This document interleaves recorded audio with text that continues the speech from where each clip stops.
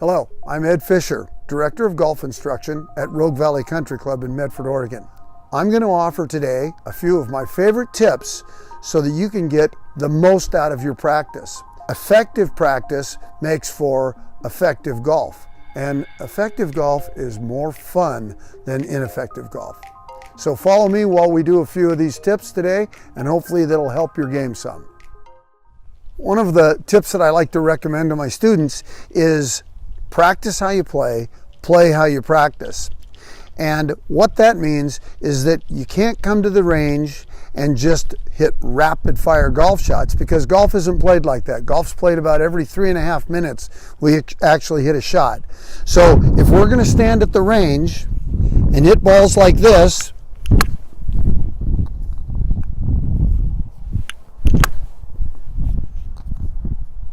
we're not going to get anything out of that because we can't play like that. So practice the way you play the way you practice. So in developing a plan for practicing the way you play and playing the way you practice, one of the first things you want to do is include your pre-shot routine in all of your practice shots. So I stand behind the golf ball, take a good look at my shot, and then move on into it as I would when I'm playing the game.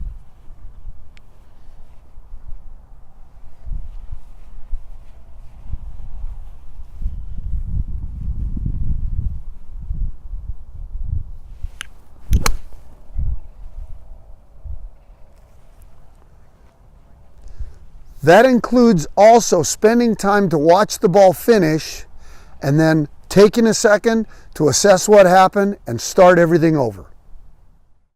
One of the important things about practicing is giving yourself enough time to practice and using that time effectively.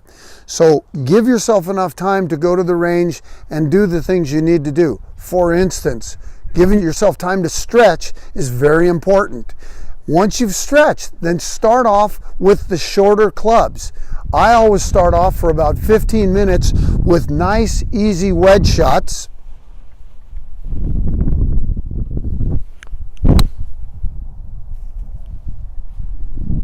And then I work my way up to fuller wedge shots, and then to the shorter irons, the mid irons, and then to my driver. Take your time and warm up into that practice session. When most of our golf shots, over 50% of our golf shots, are taken from 50 yards and in, there's where we need to get at least 50% of our practice time. Always schedule time to get over to the short game area to work on putting, chipping, pitching, sand play, any kind of shots around the green that you need work on. It will pay dividends when you get on the golf course. Practice with a purpose, practice with a plan, practice with patience. So what that means is, first of all, what are you out there to practice on? Now, the typical golfer goes out to practice hitting a bunch of great shots, but that's really not that important, because the great shots we hit on the range aren't getting us any real dividends out on the golf course. It's the work we do on the range. So your purpose today is, for instance, you may go out to work on your setup, which is always a great thing to work on. Okay? The second part is the plan. You're going to put a stick down on the ground and you're going to make sure your alignment is good. So that's part of your plan. And then the patience part is the hard part, because everybody wants to hit good shots. But if that's all practice is about, it's going to be a tough endeavor. So practice with patience. Don't be afraid to hit some bad shots.